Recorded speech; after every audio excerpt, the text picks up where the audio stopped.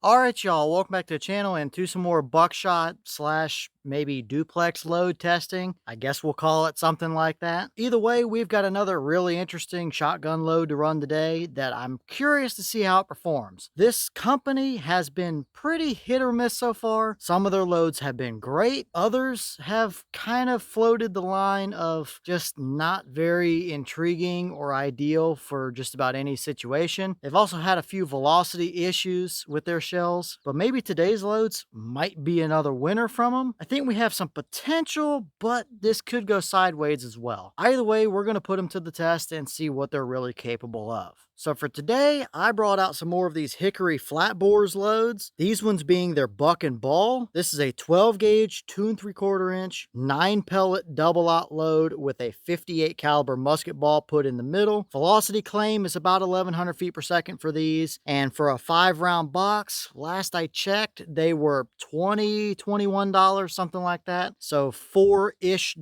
per shell. But you can see if we get up close here, how it's got 6 double aught stacked up on top, then a little card, then that 58 caliber musket ball, and then 3 more double aught buck underneath of it with another card. Will that combination work? I don't know. There's the potential that it will, but there's also a high likelihood of that musket ball blowing through at least the top 6 pellets and scattering them everywhere. I don't know what we're going to get, but we're going to put them through their paces and see what happens. For the shotgun that we're running, I brought out the Mossberg 500. This one's got a 28-inch barrel, but we've got 4 chokes that we're going to run them through today, which should give us an idea on what these will do. Those being these 4, which is a little bit of a mix match set between Carlson's being the silver ones and the black ones being stock Mossberg chokes. But we've got the full lineup of cylinder, improved cylinder, modified, and full to run them through. The 4 most common choke constrictions. I've only got 5 of these shells, so we'll start here, and then we're going to run them into some ballistics gel as well to see what kind of penetration and terminal performance they have. How does the buckshot do? How does that 58 caliber round ball do? So this should be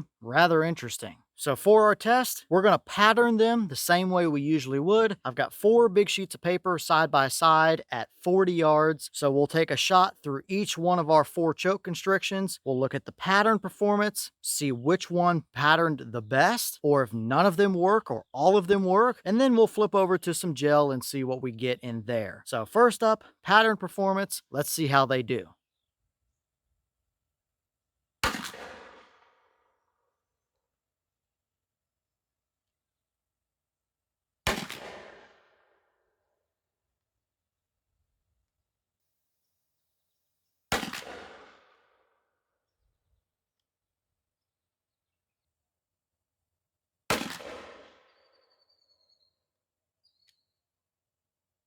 All right, well, like I said earlier, if people were paying attention at the beginning of the video, some of these Hickory Flat Boars loads have had major velocity issues. These shells are no different, unfortunately. The claim for these is 1100. We clearly were not seeing that. They were comically weak in the recoil department. I mean, next to nothing. They didn't sound right, they didn't feel right, and you could actually take your shot, hear the crack of the gun, and then hear at least that round ball hitting the paper targets. So from the cylinder bore, it read 524. I would imagine we were seeing a little more than that based on another result we saw here in a second, but we had 524. The improved cylinder shot read 304. I definitely think we're moving a little faster than 300 feet per second. The modified gave us 203. Again, definitely think we're moving faster than that. And the full choke gave us 782. And I think that is pretty reasonable based on how they sounded, how they felt, and what we've seen out of other similar loadings from Hickory Flat Boars. I think about 800 feet per second or so is probably what these are moving, and that was a good chronograph reading. So anemically weak velocities, that's for sure, and I don't think our patterns performed much better.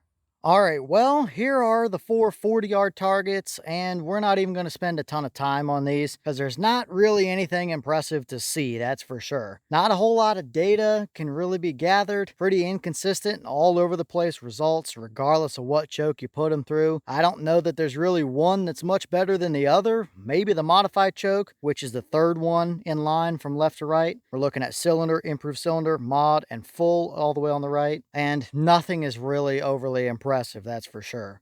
First, we have our cylinder bore 730 constriction choke. We had the musket ball hit down below the white dot. We had 3 of the double lot hit up here next to it and 1 down low. So 4 out of the 9 total double lot and 1 musket ball. That is it. And they're scattered all over the place. Farthest 2 across from the bottom to the top is 27 inches, and there's not a single pellet anywhere else to be seen around here at all. So not very nice to see there.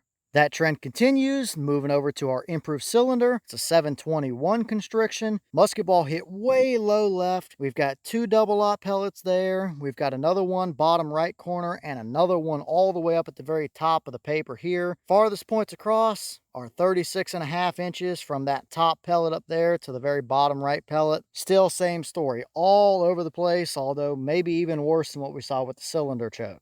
Moving over to modified, we're now at 706 constriction, and this might be the best performer maybe out of the lineup. Musket ball is bottom right of the white dot. We've got 4 double out pellets up here at the top and 1 at the very bottom down there. That's 28.5 inches of total spread overall, and maybe that's almost something better than the rest, but still not great.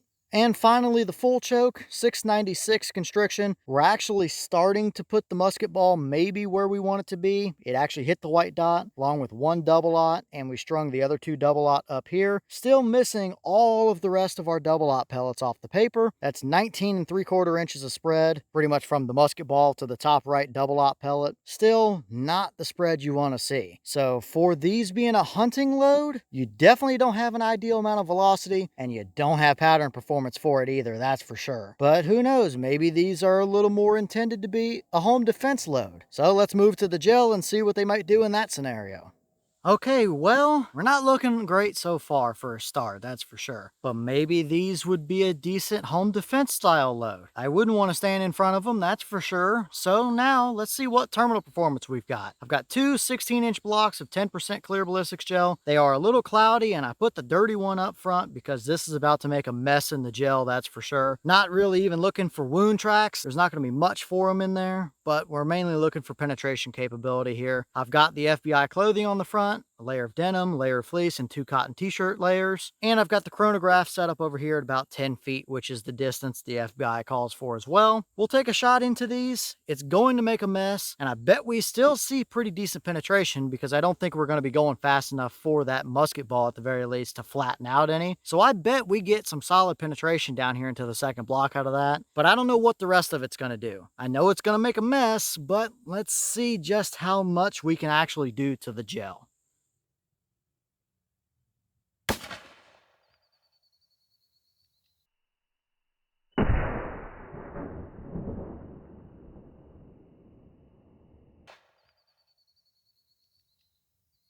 All right, well, that shot red is 530. If we're consistently getting that kind of number, then that might be accurate, unfortunately. I guess we'll utilize that number for some muzzle energies when we pull some of these projectiles.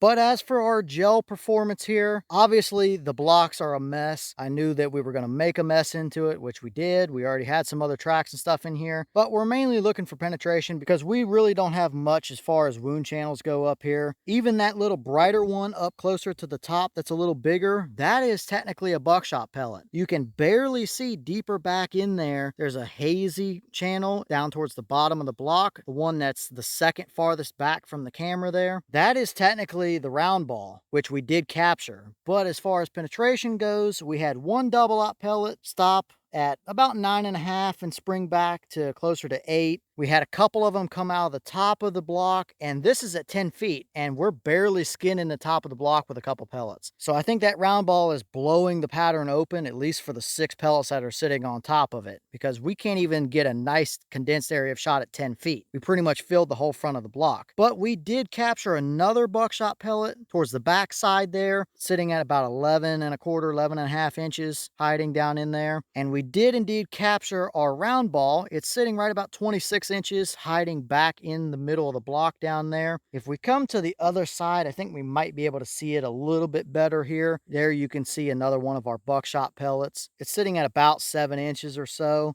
but we did catch our round ball down there. You can see it hiding in there a little bit better. Not much for wound channel until it kind of bounced around right there where it sits, but at least we captured it, which is what I wanted to see. So overall performance here, I mean, adequate for home defense. Yeah, definitely. I wouldn't want to stand in front of it for sure, but you've got some serious over penetration potential if that's something you're concerned about with the round ball. And even the double aught pellets don't have quite enough velocity behind them to get them out there between 12 and 18 where the FBI wants them to be. Seems like they're between kind of 7 and 12 inches. So even here, not overly impressive in the gel, but the round ball did do what I thought it would do and penetrate pretty deep, even at the lower velocity.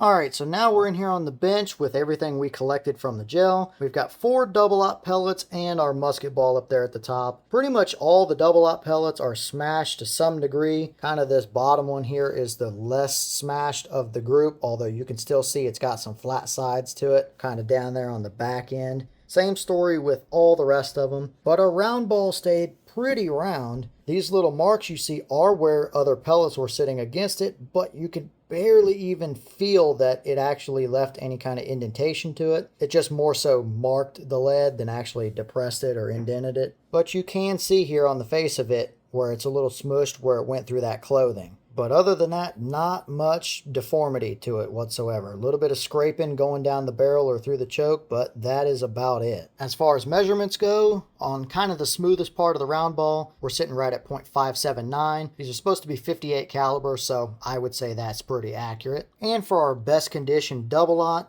is supposed to be 33 caliber, and we're sitting right on that number, .330. So they're pretty accurate with the sizing of what's in the shell. Now, as far as weight goes, our main 58 caliber round ball is sitting at 276.4. I believe that's pretty close to about 5/8 of an ounce. I think 5/8 is like 273 and a half or something about like that. So pretty much call it 5/8 of an ounce, 276.4 grains. Comparing that now to our nicest condition double aught pellet, we're at 52.4, so pretty average there. Double aught can range anywhere from 50 all the way up close to 60 as well, I've seen sometimes. So low to mid 50s, pretty average number there overall. So after doing the math calculations here after the fact, I will use the 530 FPS that we got through the chrono. If that number is accurate, then these are the numbers that we're actually looking at. So for the musket ball, weighing 276.4, that's 172 foot-pounds of muzzle energy. For the double aught pellets, weighing about 52.4 grains apiece, that's about 33 foot-pounds of muzzle energy per double aught pellet. So if we add everything up, the total load weight across the board is 276.4 for the musket ball plus 9 of our 52.4 grain double aught pellets. That comes out to an additional 471.6 grains for a total load weight of 748 grains all combined. If we do the energy numbers, we have a total of 467 foot-pounds of muzzle energy, 297 of which goes to the 9 double aught pellets and the other 172 to the musket ball. So obviously not a massive amount of energy, but you got plenty of penetration with the musket ball, but the rest is pretty anemically weak. That low velocity definitely showed in how the double aught pellets penetrated.